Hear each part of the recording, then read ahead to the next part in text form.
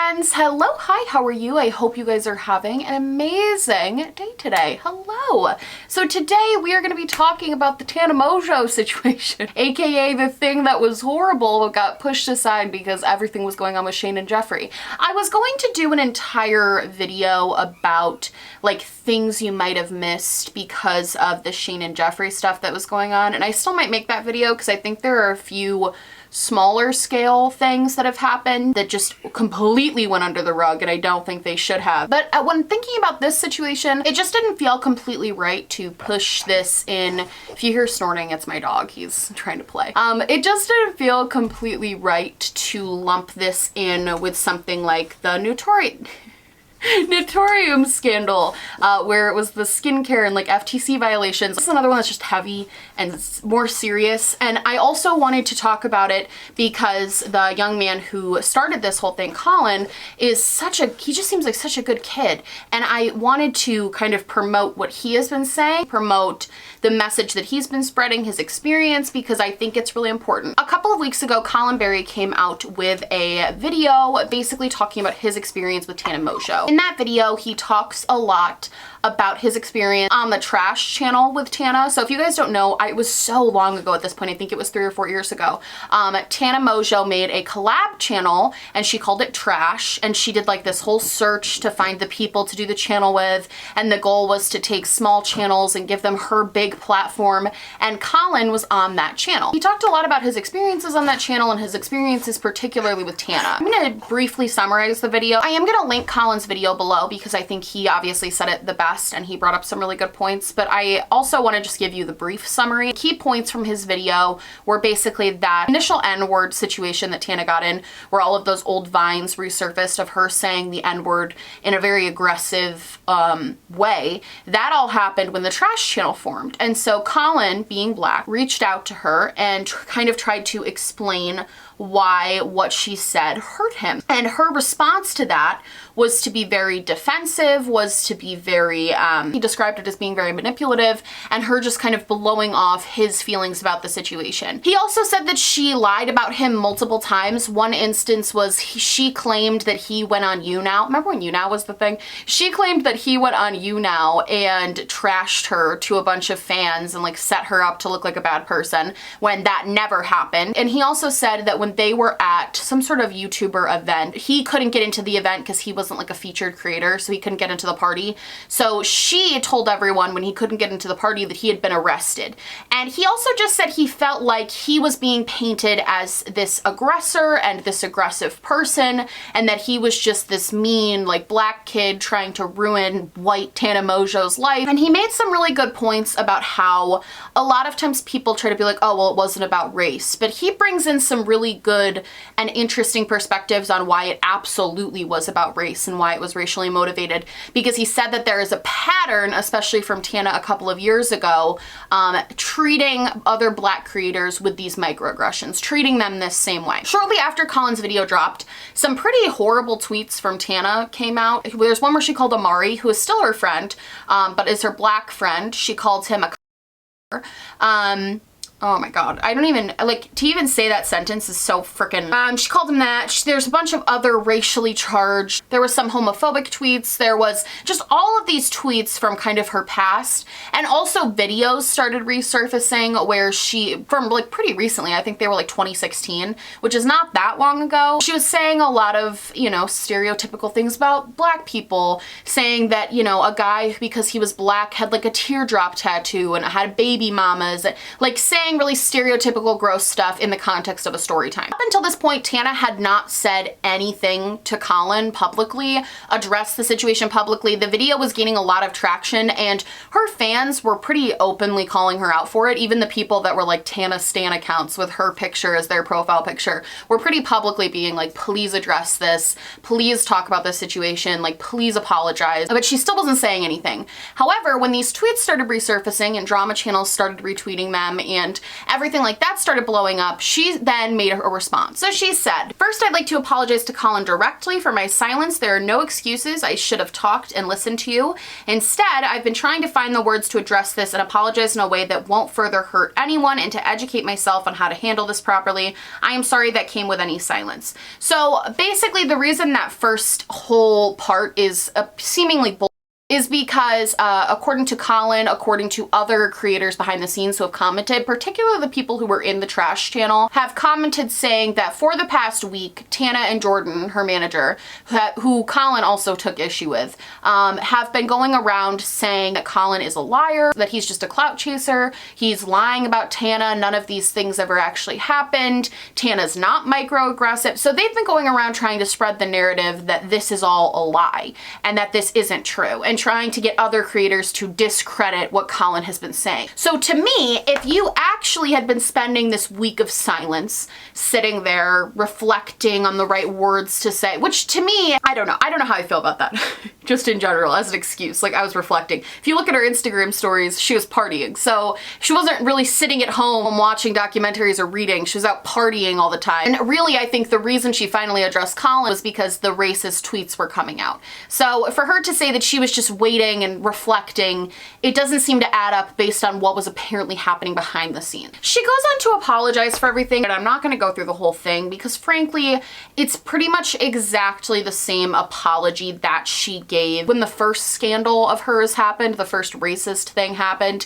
She pretty much gave this exact spiel. So we're what, 3 years later, and it's the same thing. Something that's really interesting to me about Tana that I've noticed just having kind of been around YouTube for a while and seeing all of her like ups and downs and everything like that, is that when she gets called out for things, or when things resurface, or when she has drama, like with TanaCon, with the Jake Paul thing, with everything, she doesn't address things right away, ever really. And when she has, they've been horrible, but she doesn't really address things right away. She waits and she sees what public opinion is first. She reads online what people want her to say. She reads online what the narrative should be, what people are telling her the narrative should be. She reads all of those things first and tries to figure out all of those things first, and then she comes out with an apology. And this feels like more of the same of that. This feels like she didn't know what to say when all of these tweets started coming out.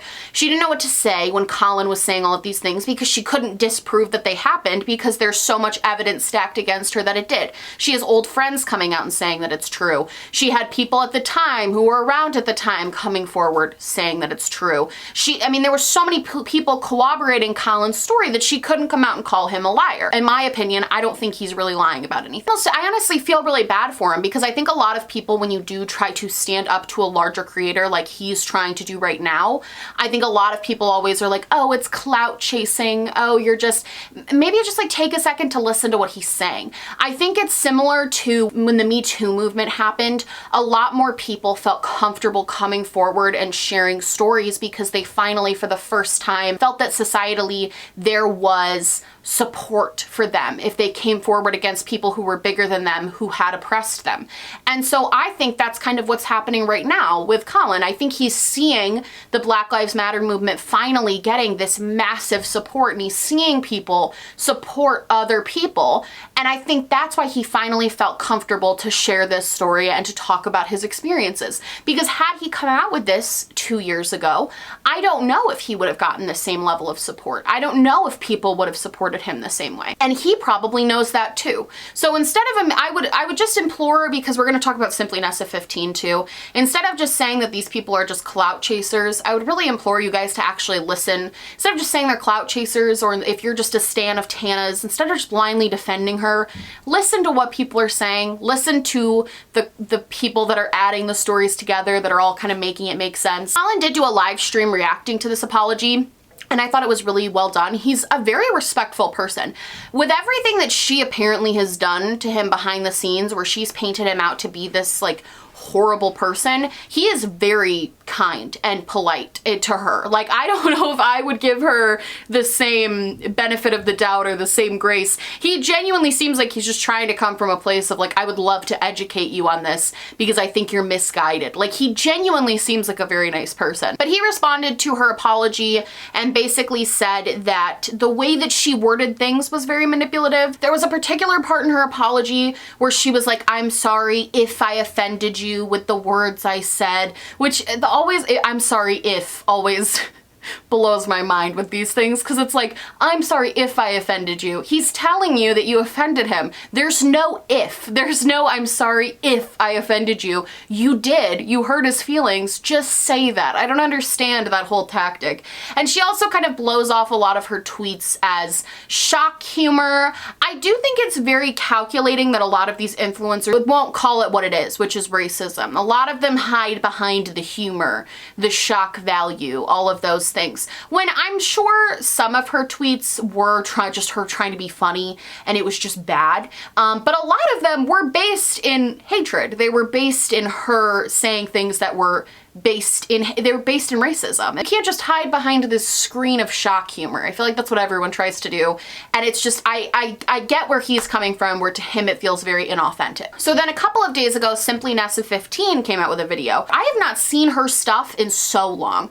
I remember when her and Tana were always in some drama together. I remember like how that all kind of went down, because I was just a watcher of drama channels at the time. I did not have my own channel where I talked about these things, but I remember when all of that was going down. And to hear it from Nessa's perspective, it definitely provides a very sinister kind of like different viewpoint of that. And I want to start this off by saying I think Nessa did a really good job in her video of still taking accountability for her part that she played, where she did things that were kind of messed up. But I do think she glazed over some things, because she definitely she was really in the drama at a certain point in time. I remember her you-nows were like going off too. So I want to say, I don't think Nessa is like completely innocent in this situation, in the sense of she definitely was also feeding into and involved in that type of drama. But I will say she provided context from behind the scenes, and she showed screenshots that were very interesting. The first thing she talked about was how Tana and her manager Jordan used microaggressions and language that had a lot of racial bias to them to describe Nessa.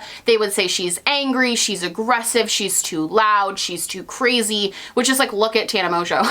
If Nessa's too loud and crazy, what is she? Like, she's the loudest person you're ever gonna meet.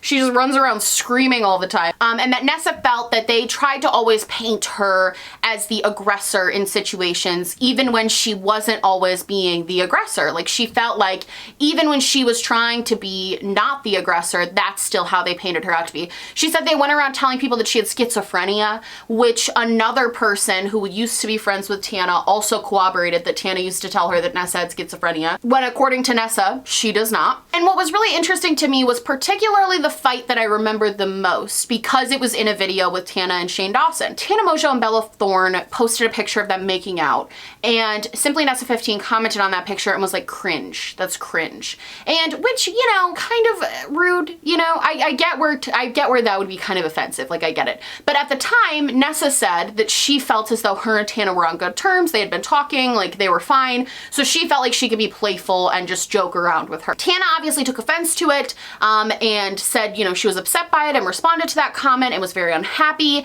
And Nessa then said that she privately reached out to Tana and apologized and said she didn't mean it that way and she was sorry. And after they had talked and Nessa thought everything was like chill, Tana publicly went on Twitter and wrote like an in-depth thing, basically tearing Nessa apart, and sent all of her fans to go attack her. And then later on, that whole beef was brought up again in a video that Shane Dawson appeared in, and Nessa felt like Shane knowingly sent his fan base as well to go attack her, because he only told Tana's side of the story in that. And Shane knew that he had such a large platform that by talking about that beef on a video that his fans were also going to watch, he knew that he was in turn sending his fans to send her hate too. So she talks about how she was labeled as like Messy Nessie, that was her nickname. She talks about how Tana, behind the scenes, would act very nice to her, but then publicly would paint her as the one picking on her and being the aggressor towards her. Wouldn't mention that Nessa privately apologized, that she was trying to settle things between them quietly. Like, she wouldn't mention that, she just painted her as this aggressive person.